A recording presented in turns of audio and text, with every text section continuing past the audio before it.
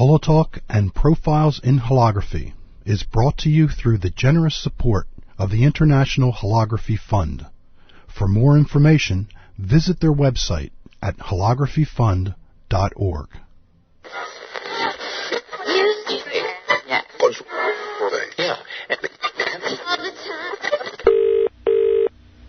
Hi, Frank. Hi, Jonathan. How are you? Yeah, not too bad, thank you. Yourself? I'm glad to have you on the show. Great, thank you. And it has a wide listener audience. Okay. And let me just let the listeners know that we're speaking to Jonathan Cope, and you are in what town in England? Are you in London? I'm on the outskirts of London. The outskirts of London, okay. Now, you're a graduate from RCA, right? It's true. And maybe let me clarify that for the listeners as well, so I don't have someone writing to me and saying, my grandfather worked for RCA back in the 50s. Right. Because RCA is actually a company here at Royal College of Art. Uh-huh. Why don't you start off by telling the listeners a little bit about how you got involved with holography in the first place? Oh boy, how long do we have? Probably not long enough, but suffice to say, I guess I've always been interested in anything unusual, be it visual or sonic. So I guess that's kind of what drew me in. Seeing holograms from an early age, I was lucky enough to be born and raised in the centre of England in an area called Loughborough in Leicestershire. Okay. And that's where a lot of the early pioneering work was done by people like Nick Phillips at the Loughborough University. And I'm sure it would have been a case of seeing some early exhibits, probably aged about 10, so in the mid-70s. You can do the math. Okay. At my age. And just being really wowed by this ability to, view a three-dimensional image held within a two-dimensional plane. It's something that, for me, felt always lacking in conventional art, was that, we live and inhabit a three-dimensional world, so, why does art have to be constrained to two dimensions? And so I guess that really kind of made an impact on me at an early age. So you developed a very intellectual outlook toward holography very early on in life, I would say. It seems so, yeah. Yeah. I mean, most kids that are 10 years old will see a hologram and will go, "Oh, that's cool," but you actually had some thought behind it. I guess, all the way through school I'd had a bit of an artistic inclination. It's a good thing this interview isn't with some of my old teachers, because I'd say I was probably a classic daydreamer and spent the whole time staring out the school window, not really learning anything, but I guess some of us learn in different ways.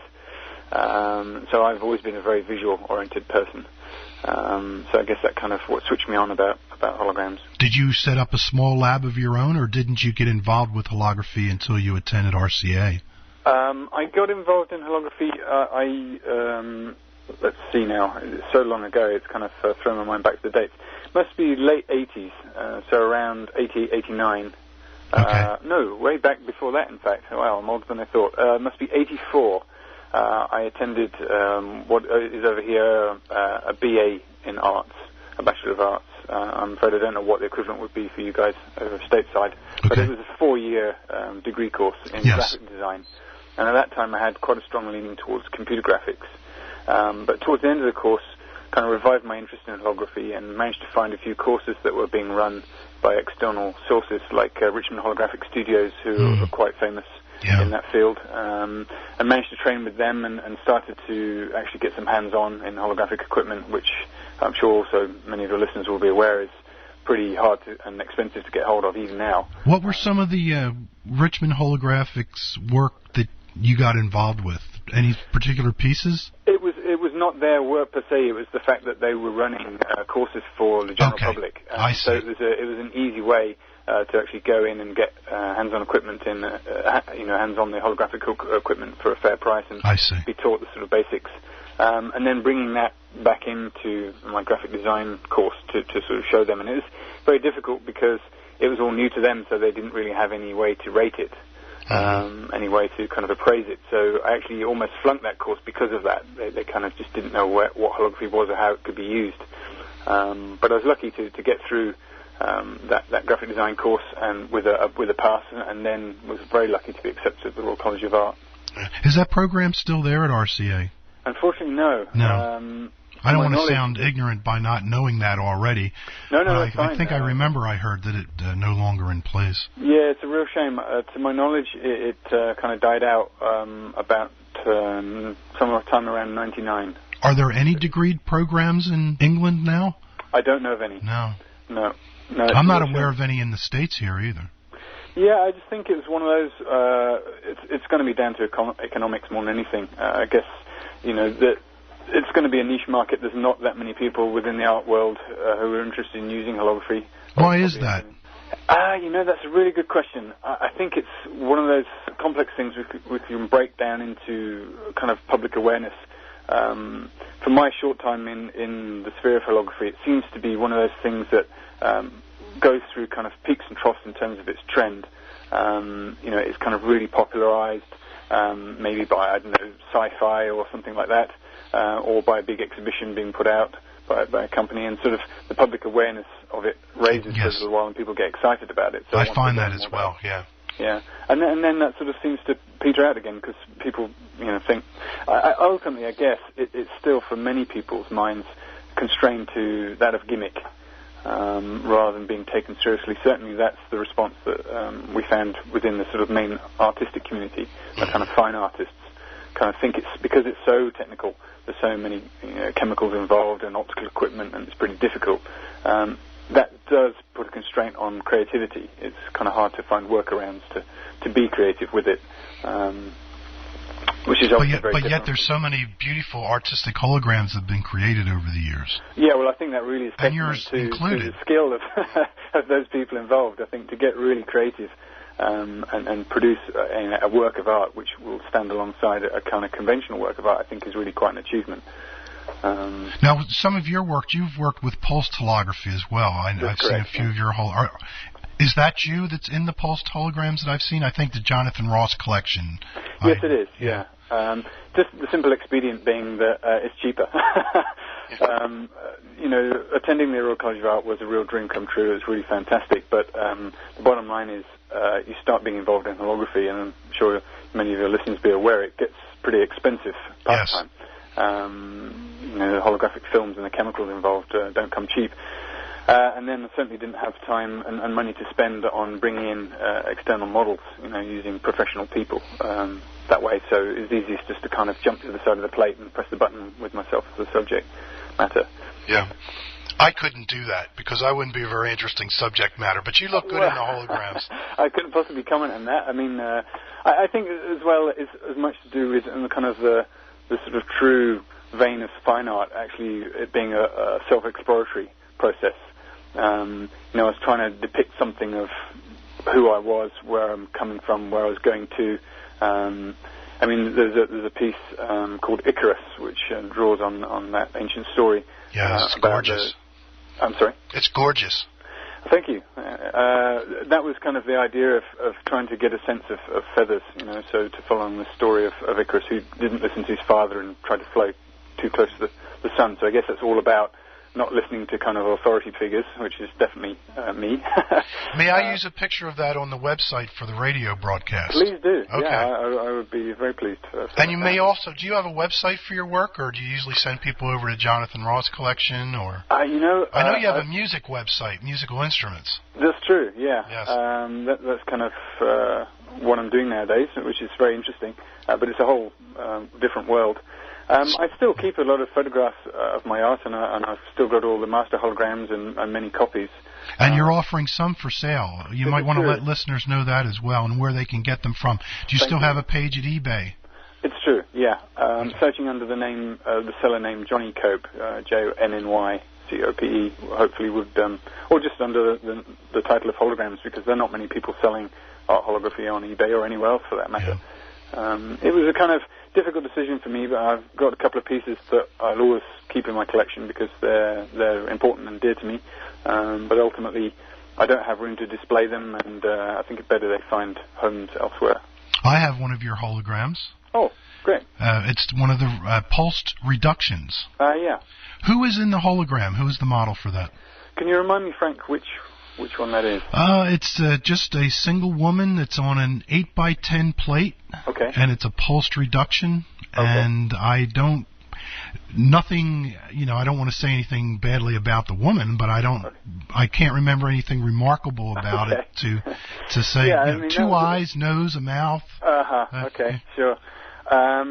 I think from memory that was one of the series towards the end of my time at the Royal College of Art, and that was just really starting to experiment with that technique of reduction holography. Yeah, that's the only piece I have of a pulsed reduction, and only the second one that I've ever seen in my life. Oh, okay.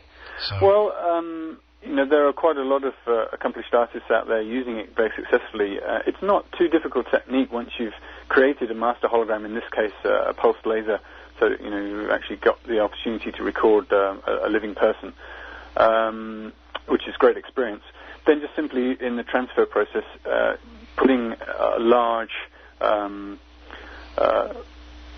convex lens, big glass lens, between the master plate and the transfer plate allows it this optical reduction to take place. There are a number of workarounds that have to be found to make it actually happen. Yeah. But it's certainly an interesting process and is equivalent then to kind of photographic negative, and you can make the final resulting image less than life size, which is cheaper for one thing. You have an exhibit coming up at the Jonathan Ross Gallery too, is that correct? If I do, that's news to me. Oh, okay. I thought I read something about that. Jonathan Ross sent me an email about the program that's coming up for holography in the Modern Museum. And in that email, he had mentioned also that I think Amy Rush was coming up, and Jonathan Cope. Okay, yes, that does remind me. To my knowledge, it's not going to be an exhibit of pieces. It's I've been invited to take part in a symposium which is going to be happening back actually in my home area of Leicestershire at the De Montfort School. Okay. And Jonathan, is I'm sure you're aware, really very instrumental on keeping holography kind of out there in the art world and just in kind of mainstream, and does a lot of great work like this to put on these talks and symposia. And this one is a very interesting one. He's approaching mainstream museums and asking them, how and where could they use holography, or would they feel it applicable to use. And I guess he invited me because I'd got some interest and some experience in both spheres. And I'd been an art holographer, and I'd also actually, after leaving Laser Holograms, where I worked for many years, I've done 6 years at the British Museum. So product development manager. Oh, okay. Yeah, I remember reading about that. Story. So the idea is I just present a quite simple paper about what holography could offer to museums to make it work for them, I guess. I may be sending a hologram over for that. I'm working with students next week in Florida. Okay. And we're doing holograms of recovered artifacts from a sunken Civil War ship. Hey, great. And if we get good results with the 30 by 40 centimeter plates, and we're probably going to send one over. Okay. Yeah, just so it can be exhibited. What process will that be, Frank?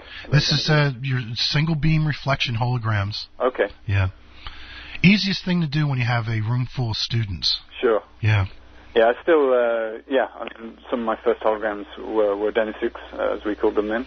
They're beautiful if they're done properly. Yeah, absolutely. And especially on the newer emulsions where you get a higher diffraction efficiency as well. Yeah. Yeah, excellent. Can I ask what emulsions you're using nowadays? Because that was always the problem. There's so few choices. We're using the Slavich emulsions. Okay. Yeah. And then we have, I think, a box of the BB plates. I think an 8x10 box. Right. But mostly we'll be doing 30 by 40 centimeter. Excellent. Yeah. Oh, well, I wish you luck with those. Thank you. Great. What was your biggest frustration with holography? Can you think of what it was that just drove you nuts and you just couldn't get past it in the creative process working with it? I think putting the quite large financial issues aside, because to go back to the subject we were just talking about with emulsions, there were so few back then, and even less now, so few producers of this very specialized emulsion. And it is such a specialized process that, by its nature, it was very expensive material. Certainly when you start to get up into larger, the sort of 30 by 40, 50 by 60, in case of film sizes, it really becomes quite prohibitive for many people.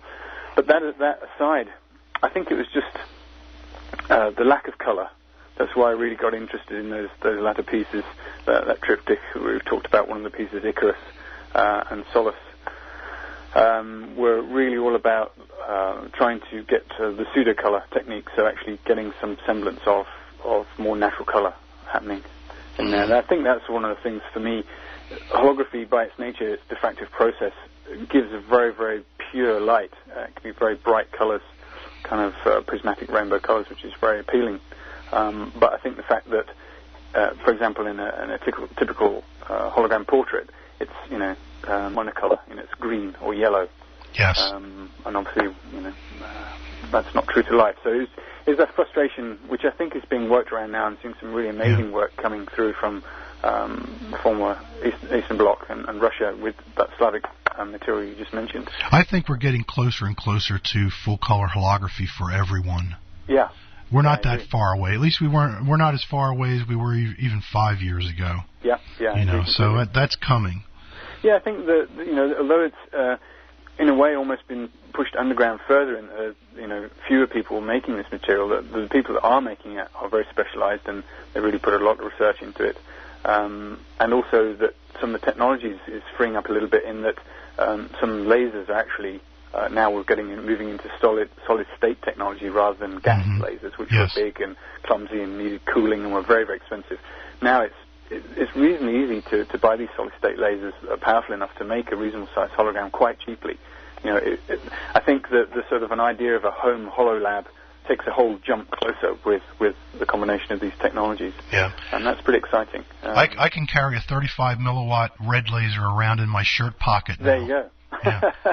Is there anything that we didn't cover that you'd want to cover? Because I am keeping my eye on the clock, and I know you said you had to run out to pick up the little ones. That's fine. I'm okay for about a good 10, 15 minutes yet. But, good. I really don't know where you'd like to go, what would be of interest. I mean, certainly in kind of my hologram career, in my time working for the hologram companies, did quite a long time with Light Fantastic Gallery.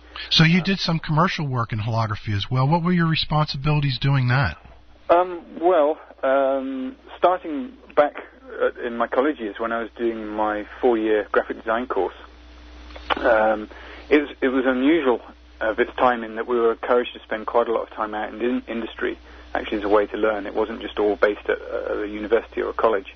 And so I kind of scattered around for work and was lucky enough to land some work at what was then Light Fantastic, who were one of the first commercial hologram companies in the UK. Yes. And worked their way up and ended up having quite a large display hologram gallery in an area called the Trocadero in central London, and a shop.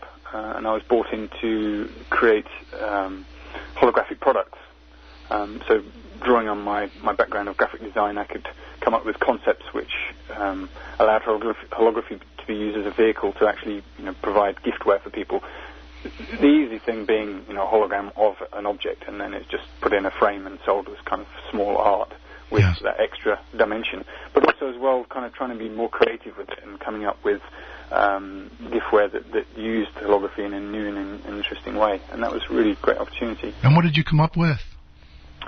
A lot of it was one of the best projects I did, which I really enjoyed and was lucky enough for it to be proved really quite successful, was one of my other great interests is in ancient artifacts and ancient history, particularly as we've got such a rich culture of that here in the UK.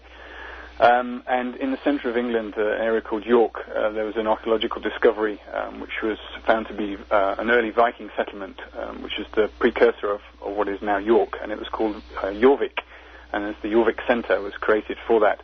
And they had a number of Viking artifacts which we made holograms of and incorporated them into giftware. So, for example, one of the pieces was some Viking artifacts which we made into a hologram, and then I had it cut. So it's basically a jigsaw.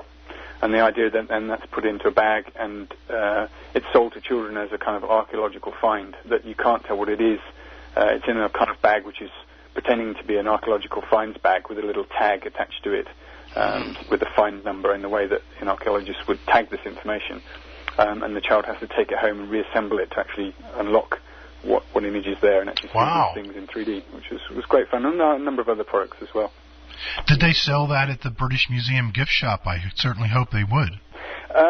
That would have been ideal, but actually was specifically for this quite a large museum which still exists in York, this Jorvik Centre, So they were particular to that venue.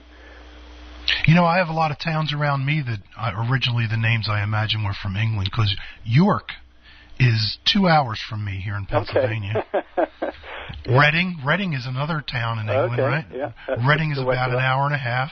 Uh-huh. So we're just filled with English name towns here in Pennsylvania. There we go, the founder fathers. Yeah. Wandering. What's your future plans for holography? I know you haven't been doing holography lately. Is that true? But do you plan on getting involved with it again, or just have it as a memory?